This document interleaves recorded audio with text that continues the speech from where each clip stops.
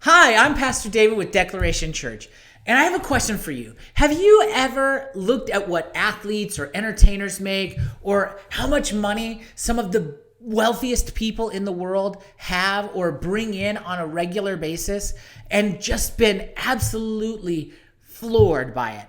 And just been jealous of the fact that they have so much when you are lacking certain things in your life.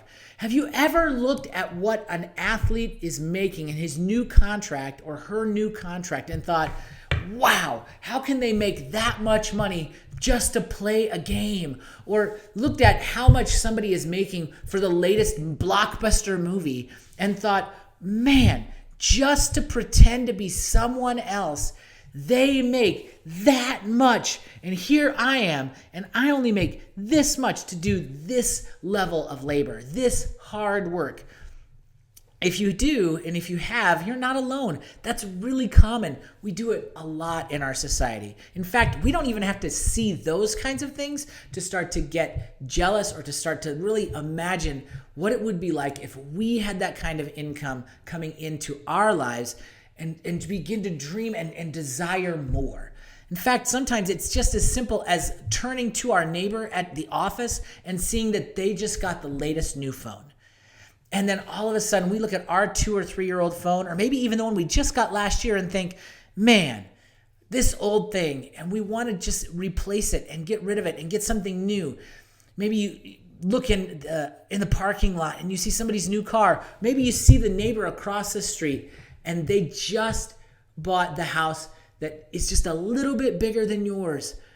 All kinds of things happen that can cause us to really be jealous. And it's a trap for us. It leads us away from God and where He wants us and closer to what the world is wanting to draw us away from. It actually brings us into places where we get tempted to do things that are not very godly and not very healthy for us. It's a mental trap. It gets us thinking about things that aren't what God wants us thinking about. It's a spiritual trap because we begin to value and put spiritual value on things in this world that are temporal rather than on God and our relationship with Him. It becomes a relational trap because it can really seed and influence how we interact with other people around us when we're jealous of what they have.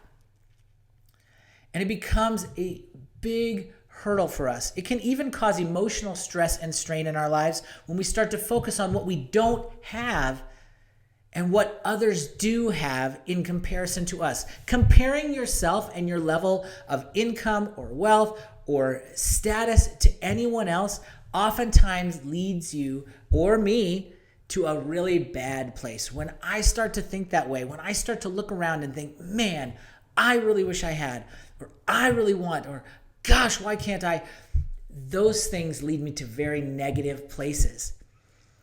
And yet there is a solution that God offers us in His Word through Hebrews chapter 13. There are other places you can look too, but I came across this verse in Hebrews 13:5, and it just opened my eyes anew to God's solution to that particular problem. Jealousy is a major issue, and we start to look at our lives and compare ourselves to others, and we get jealous. We're no longer content with what we have. And yet God gives us this escape route, this get out of the trap free card, if you will. The writer of Hebrews says, keep your life free from the love of money. And money does so much for us in our lives today. It's such an integral part of everything that we do. And money's not bad. Money's not really this evil thing that's out there trying to destroy our lives. No, it's just really a tool that we use in our lives to accomplish other things.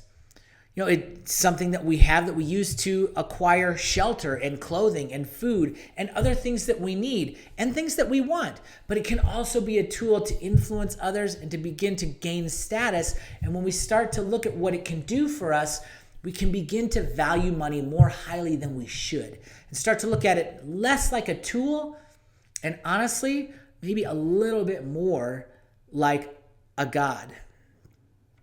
And when we do that, we begin to love money and pursue money rather than to pursue God.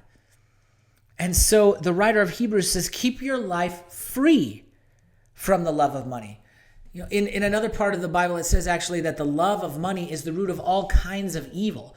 And so a lot of bad things find their root, a lot of terrible consequences find their roots in the love of money. And so it's important for us as followers of God to be free of the love of money, to appreciate and know what it can do, and to properly steward it and use it the way that God intends. If we can keep our perspective of money right, we can be free of jealousy and we can be content with what we have, which is the next part of the verse. It says, keep your life free from love of money and be content with what you have. God has given all of us so much. All of us have so much. We have clothes on our back. We have food to eat. Oftentimes, we have shelter. We have all the things that we need. And we know that he will provide those things. Jesus said that in the New Testament, in the Gospels, that God would provide for us the things that we need. And so we can trust him for that. And so if we're content with what we have, we can avoid the love of money, avoid the jealousy trap that's going to lead us to negative things, negative mindsets, negative actions, negative behaviors, negative relationship statuses. And the one thing that should bring us the greatest contentment is how the writer of Hebrews closes out this verse. So I'm going to read the whole thing. Keep your life free from love of money and be content with what you have. For he, being Jesus, God, has said, I will never leave you nor forsake you. No matter what's going on in your life, no matter where you are, no matter what you have or don't have, no matter what your bank account looks like, God is with you. He will never leave you. He will never forsake you. When you come into relationship with Jesus, he is there that day, that moment, and he never leaves you. He never throws you away and casts you off like maybe some others in your past have done. He will never do that. He is always with you. He will always be there, and he will never cast you off. He will never forsake you. He will always love you. And hopefully that brings you joy and peace and contentment today, and it can take the place of the love of money. But I want to challenge you a little bit today. Really look at how you are living and where your mindset is. There's a spectrum. There's a place where you just don't love money at all. Okay, it's just a thing and it's not a big deal to you and you just don't care. And then there's the other side of the spectrum where it's like the only thing you really want, and until you have more of it, you're never going to be happy. And the problem is when you get to that point, no matter how much more you may have, you always want more. So where are you at on that spectrum?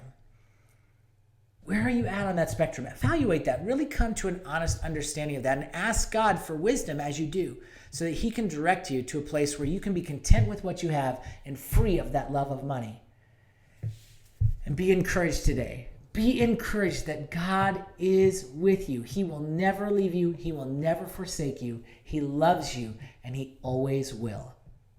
I hope that's an encouragement to you today. Thank you so much for allowing me to be a part of your faith journey today. I hope that as you continue to move forward in your faith journey, you'll allow me to continue to be a part of that. So to ensure that that's the case, go ahead and subscribe to the channel. Like this video if it's been a challenge to you, if it's been encouraging to you, and then click on the bell as well, that little bell icon, so that you're notified every time we post new content. As always, I'm Pastor David, and I'm out.